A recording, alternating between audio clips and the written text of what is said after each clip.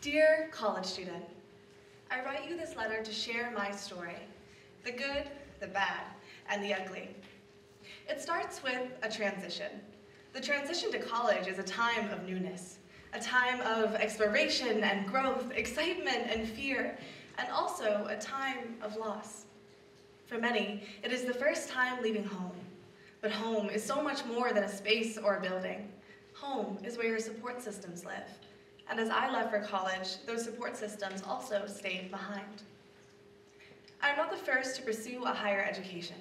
My parents are Vietnamese immigrants leaving their home roughly 30 years ago, riding on the famous American dream, the promise of a better future. My sister and I inherited this well before we took our first breaths. It is with great pride that I tell you that both of my parents graduated with bachelor's degrees in New York, in their hands a paper proving that they made it. As for me, I've always held a fascination for learning. Childhood was filled with libraries, well-stocked and organized, like little soldiers standing in a row. I remember the way they used to tower over me. I remember how boring I thought they were for not having any pictures. Then I met fairy tales, whimsical books with all types of language, the these and the thous and the damsels in distress. I gobbled those stories up like Cheerios. Often I would get busted for reading under the covers late at night, guided by the shine of my Hello Kitty flashlight. I'd say I was sorry, but it wasn't my fault. Stories got so much better after dark. Over the years, my books and personal libraries became replaced by an iPhone. Late night reads became late night texts, and fancy language went from being the words of kings and queens to MLA format. Growing up, a house that valued education meant that college was not a question, but an expectation. It was a continuous conversation, day in and day out, leading up to my high school graduation. Once graduating, I was gifted with the doom of reality. I had no idea what I wanted to do with my life. And so, the college I chose was community. Community college was exhilarating. Life was a train steadily chugging along, and there was nothing in my way to stop me. That was until COVID told us all to slow down. A stop in the tracks I thought would only last for 2 weeks, but, well, we all know how that went. After my freshman year, the world shut down tighter than a clam. Academics shifted, and I was not ready.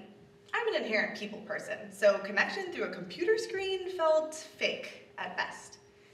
COVID isolation made me feel like a bear in hibernation, and I was ready to get out of my cave and into literally anywhere else. So, I was 20 when I left home.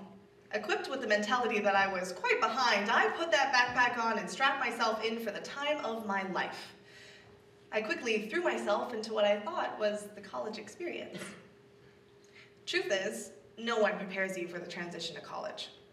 High school says, the only thing different about college is the change in academic difficulty. College says, hello, and welcome to the home you have to DIY. We've injected you with orientation icebreakers and taught you how to get by. As you piece together your puzzle board of friends, there's something you will come to realize. These people are nice, but you just don't quite fit. But stick it out, push forward, it just takes time.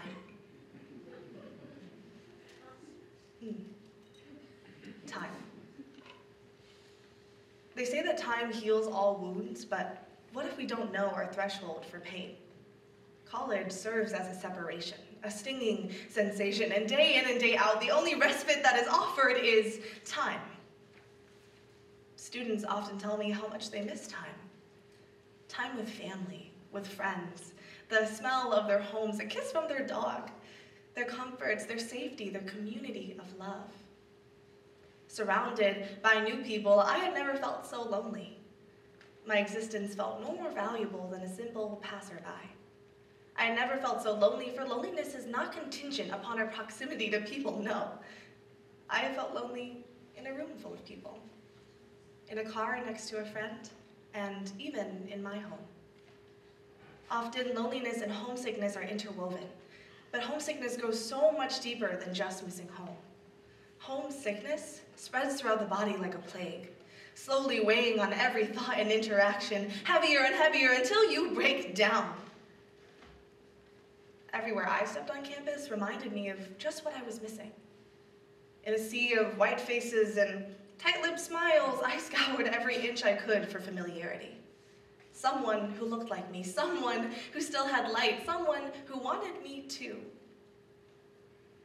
Someone found me in a dorm, a whimsical little place on the south side of campus where residents have a wolf as a mascot and frequently howl at the moon. It was in this wonderful place that I settled into feeling seen. I found people who were kind, people who were open, people who saw me for me. Now, I am no doctor, and I offer you no salve for your wounds, no diagnosis, nor a solution. What I can offer is a question, one that only you can answer. How can I make you feel more seen? Sincerely, your friend, Anne.